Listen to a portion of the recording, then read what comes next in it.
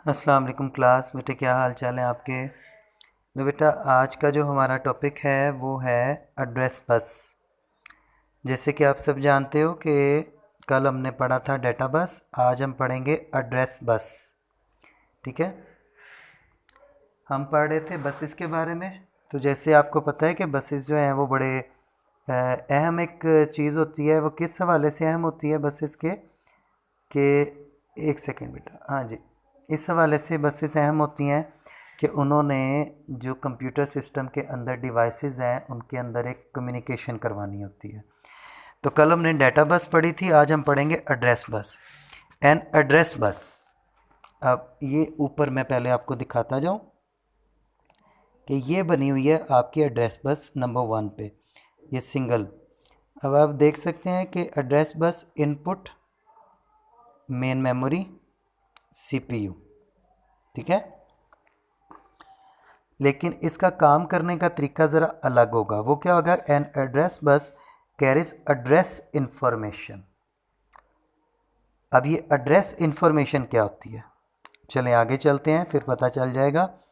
It is a set of wire similar to the data bus. ये भी data bus की तरह होती है, but it only connects central processing unit and memory. ये सिर्फ जो इसका कनेक्शन होता है वो सेंट्रल प्रोसेसिंग यूनिट और मेमोरी के साथ होता है। ठीक है बेटा जी। Whenever the processor needs data from the memory, जब भी प्रोसेसर को मेमोरी से डेटे की ज़रूरत होती है, यानी डेटा दरकार होता है, it places an address of data on address bus. ठीक है, अब मैं आपको ये बता दूं कि ये आपका सीपीयू है, यानी प्रोसेसर है। जब भी आपके प्रोसेसर को आपकी मेमोरी से डाटा चाहिए तो वो सबसे पहले क्या करेगा कि प्रोसेसर एड्रेस बस के ज़रिए से यहाँ से एक एड्रेस भेजेगा जो मेमोरी में आएगा। अब वो एड्रेस कौन सा होता है बेटा? मैं आपको एक बात बता दूं कि जो आपकी मेन मेमोरी होती है, जैसे रैम कह लें आप, रैम में जो डाटा स्टोर होता है ना, वो मुख्तलिफ़ लोकेशंस में स्टोर होता है और हर एक लोकेशन का एक अपना नाम होता है। तो सीपीयू पहले उस एड्रेस को भेजेगा। ये बिल्कुल ऐसे ही है जैसे आप क्लास में सारे बैठे हों, तो मैंने आप में से किसी एक से कोई बात करनी हो तो मैं उस बच्चे का नाम पुकारूंगा। ठीक है, जैसे मैंने कहना हो कि बिलाल, मैंने आपसे बात करनी है, तो फिर बिलाल ही मेरे पास चल के आएगा।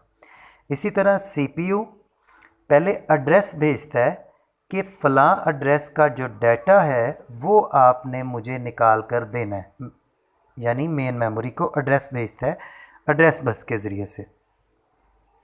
ठीक है बेटा, मैं इसको थोड़ा सा बड़ा भी कर लूँ ताकि ये सही तरह नज़र तो आए, थोड़ा ब्लर आ जाए, नज़र आ रही है जी। तो वो कहता है कि जी whenever the processor needs data from memory, it places address of data on the address bus. The address is carried to the memory where the data from the required address is fetched and placed on the data bus. The data bus carries it to the processor.